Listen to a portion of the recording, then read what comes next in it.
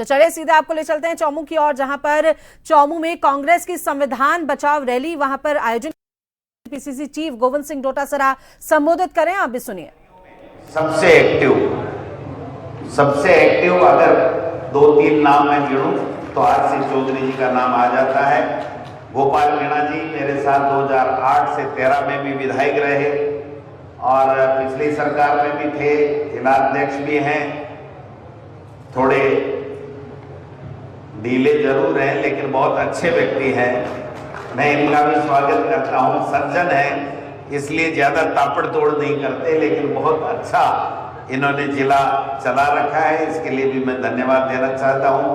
हमारे प्रदेश कांग्रेस कमेटी के महामंत्री सम्माननीय राजेश चौधरी जी हैं, उप जिला प्रमुख मोहन डागर जी हैं, आपके कार्यकारी जिला अध्यक्ष राजेंद्र यादव जी हैं, विधानसभा चौमू के प्रभारी हमने पीसीसी से लगाए युवा साथी जितेंद्र बाजिया जी हैं, हमारे चेयरमैन विष्णु सैनी जी भी मौजूद हैं। आप सब विष्णु जी का भी स्वागत करो तालियां बजा करके। नगर पालिका के हमारे चेयरमैन हैं, हमारे पूर्व विधायक भगवान साहब सैनी साहब जो लंबे समय तक आपके चौमू की सेवाएं किए, उनके सुपुत्र भी हैं। लोकेश शर्मा जी हमारे ब्लॉक अध्यक्ष, गिरिराज देवेंद्र जी, सीबी यादव साहब हमारे राजीव गांधी पंचायती राज संगठन के प्रदेश के चेयरमैन हैं और प्रोफेसर भी हैं, बहुत अच्छे वक्ता भी हैं और बहुत कर्मठ कार्यकर्ता कांग्रेस के हैं। जो जिम्मेदारी इनको दी गई है वो बहुत ईमानदारी के साथ में ये निभा रहे हैं, मैं इनका भी धन्यवाद करना चाहूँगा। CL यादव साहब भी हमारे CSL के संयोजक हैं, डॉक्टर रामनारायण यादव जी हैं, हमारे संदीप कलवानिया जी एडवोकेट प्रवक्ता प्रदेश कांग्रेस कमेटी भी आए हैं, हनुमान बराला जी भी हैं, ये भी टिकट मांग रहे थे, परिवार में दोनों टिकट मांग रहे थे, शिखा जी ने बाजी मारी और आपने यहाँ से विधायक बना दिया, इसके लिए आपको बहुत बहुत धन्यवाद देना चाहता हूँ।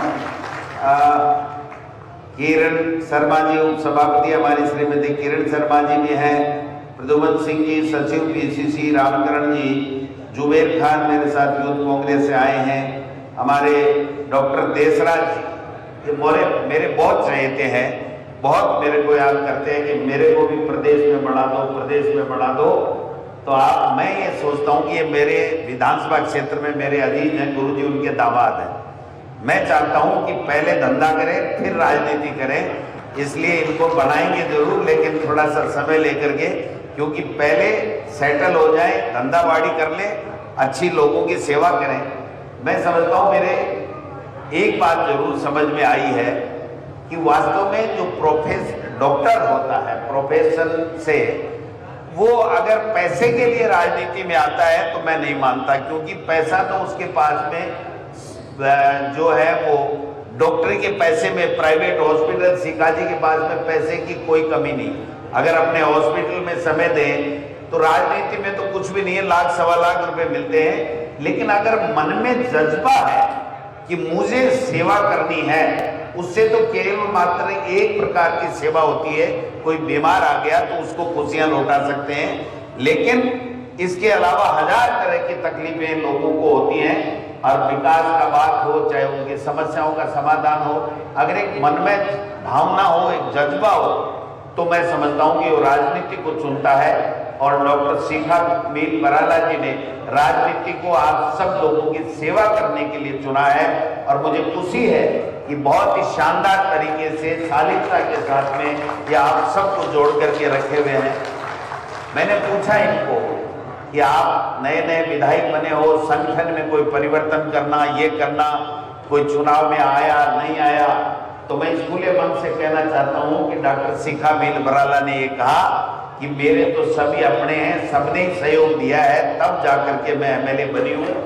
अगर किसी ने कम काम किया तो अब की बार ज्यादा कर लेगा, मुझे किसी को छेड़ना नहीं है, मैं तो सबको साथ लेकर के चलना चाहती हूँ।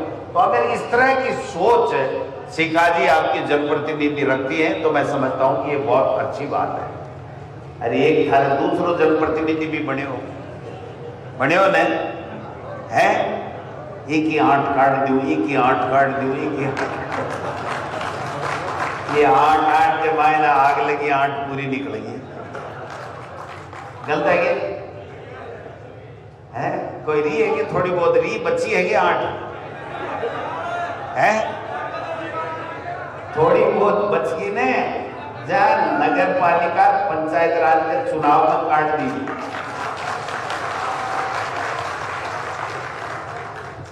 मैंने कहा था जब मेरे साथ पिछली बार विधायक थे तो हम सरकार में थे तो एक नाथी का बाड़ा मेरा डायलॉग चला था तो सबसे ज्यादा बोलते थे ये आपके पूर्व विधायक साहब, नाथी का बाड़ा। मैं क्यों भाई वो नाथी को बाड़ो तुमने थोड़ा कर वो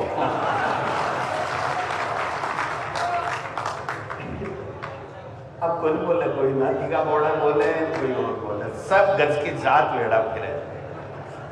तो आज आप संविधान की बात करवाने अठे आया। बात सही है कि लोगों के मन में एक सवाल उठना बिल्कुल वाजिब है कि भाई संविधान ने खतरों का ही है, संविधान ने खतरों का ही है के लिए संविधान बचावा की बात करा। तो मैं आपसे निवेदन करूं, मारवाड़ी बोलूं कि हिंदी बोलूं? मेरे से कैचा होने वालो। हाँ वो छह आड़ो तो थाको थे ही राग हो। तो मैं संविधान की बात कह रही हूं कि संविधान में हमें अपने अधिकार दिए, अपने कर्तव्य दिए, बोलने की आजादी दी, प्रेस को आजादी मिली, पढ़ने का अधिकार, खाने का अधिकार, रोजगार का अधिकार, सारी चीजें इस संविधान से हमें मिली। और इस पूरे संविधान में सारी व्यवस्थाएं हैं, उसी से एमएलए बनते हैं। इस संविधान से ही SC ST का रिजर्वेशन, OBC का रिजर्वेशन, महिलाओं का रिजर्वेशन, सारी की सारी व्यवस्थाएं। एमएलए 5 साल रहेगा, MP 5 साल रहेगा, 6 साल राज्यसभा का सदस्य रहेगा, 5 साल ग्राम पंचायत का सरपंच रहेगा। पहले आपने देखा होगा कि 10-10, 12-12 साल तक पंचायतों के चुनाव नहीं होते थे, प्रमुख रह जाते थे, बुजुर्ग बैठे हैं सफल लिए, इनको पता है कि 10-10, 15-15 साल तक चुनाव नहीं होते थे, नए कोई आरक्षण की बात होती थी। तो मैं समझता हूं कि संविधान में समय समय पर संविधान में संशोधन हुए। 73वां 74वां संविधान संशोधन, राजीव गांधी जी हमारे पूर्व प्रधानमंत्री, भारत रत्न से सम्मानित थे, उन्होंने एक संशोधन किया, 73वां संशोधन। उसमें कहा कि 5 साल से MLA और MP की तरह पंचायती राज के चुनाव होंगे और 3 टायर सिस्टम होगा। पंचायत, ग्राम पंचायत का पंच होगा, सरपंच होगा। पहले प्रधान को सरपंच चुनते थे, फिर पंचायत समिति के मेंबर का प्रावधान किया गया, जिला परिषद के मेंबर का प्रावधान किया गया, और फिर वो पंचायत समिति के मेंबर प्रधान चुनेंगे और जिला परिषद के मेंबर जिला प्रमुख चुनेंगे। ये व्यवस्था की गई। 74वें संविधान संशोधन में इसी तरीके से नगर पालिकाओं का भी कार्यकाल 5 साल से होगा और 5 साल के अंदर सारी प्रक्रिया सरकार को करके और उसके बाद में नगर परिषद के चुनाव करा करके, नगर निकाय के चुनाव करा करके दोबारा बोर्ड का गठन करना पड़ेगा। मैं पहली बात आपसे पूछना चाहता हूं, मीडिया भी यहां पर मौजूद है, आप बताइए कि 5 साल पंचायती राज नगर निकाय के चुनाव पूरे प्रदेश में बहुत सी जगह हो गए कि नहीं हो गए? 5 साल। ग्राम पंचायत पूरी की पूरी को 6 साल होने लगे। कई कुछ पंचायत नगर निकाय जरूर बची होंगी जो नवंबर में कार्यकाल पूरा हो जाएगा, लेकिन 5 साल बाद में भी 6 साल होने के बावजूद भी नगर निकाय और पंचायती राज के चुनाव नहीं हो रहे हैं। या आप और ये संविधान का उल्लंघन नहीं है तो क्या है साहब? सवाल ये कहते हैं कि साहब पिछली बार जब कांग्रेस की सरकार थी तब भी तो समय ज्यादा निकला था, बिल्कुल निकला था, लेकिन कोरोना वैश्विक महामारी और उसकी वजह से सुप्रीम कोर्ट से परमिशन लेकर के राज्य सरकारों ने उसका कार्यकाल बढ़ाया था और उसके बाद में चुनाव कराए थे, क्योंकि वो वैश्विक महामारी थी, उसमें किसी तरीके के चुनाव संभव नहीं थे। तो इस तरीके की संविधान में ये व्यवस्था भी है कि अगर इस तरह की कोई आपातकाल स्थिति हो तो फिर सुप्रीम कोर्ट की अनुमति लेकर के किया जा सकता है। लेकिन आज तो न तो कोई कोर्ट की बात है, न कोई सुप्रीम कोर्ट की बात है। सुप्रीम कोर्ट ये कह रहा है कि 5 साल के अंदर अंदर आपको परिसीमन की कार्रवाई करके चुनाव कराना पड़ेगा।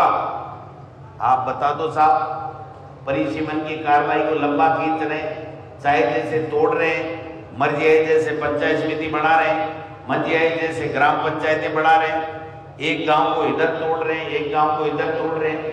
मुझे अभी कह रहे थे कि साहब सीबी यादव जी ने एक पर्ची भेजी कि साहब ग्राम पंचायतों को नजदीक से ले जाकर के दूर भेज रहे हैं, दूर से पता नहीं कहाँ भेज रहे हैं। तो ये ठीक नहीं है, ये संविधान को तोड़ने वाली बातें हैं।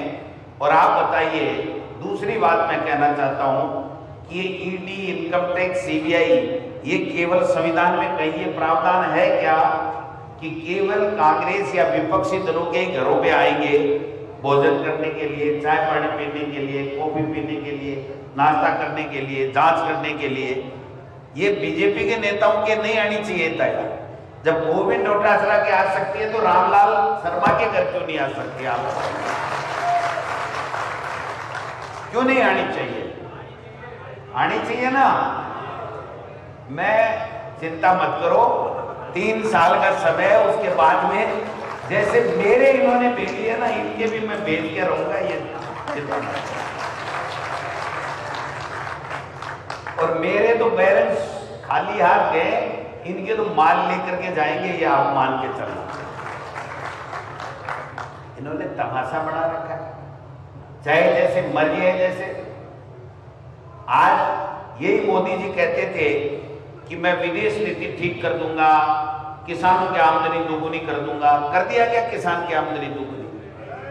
3 काले कानून लेकर के आए और किसान खून के आंसू रुलाए और फिर मजबूरी में देश से माफी मांग करके वापस वो काले कानून वापस लेने पड़े।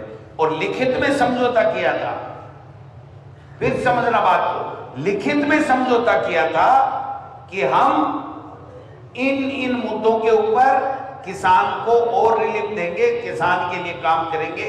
आज तक वो लिखित का समझौता धूल चाट रहा है। मोदी जी या शिवराज सिंह जो हमारे कृषि मंत्री हैं, या अमित शाह जी जो स्वयं वो 2nd नंबर है पूरे देश में, कोई किसी का बुलावा आया, किसी ने कोई बात की किसानों से? किसान दोबारा गए कि हमारे लिखित के समझौते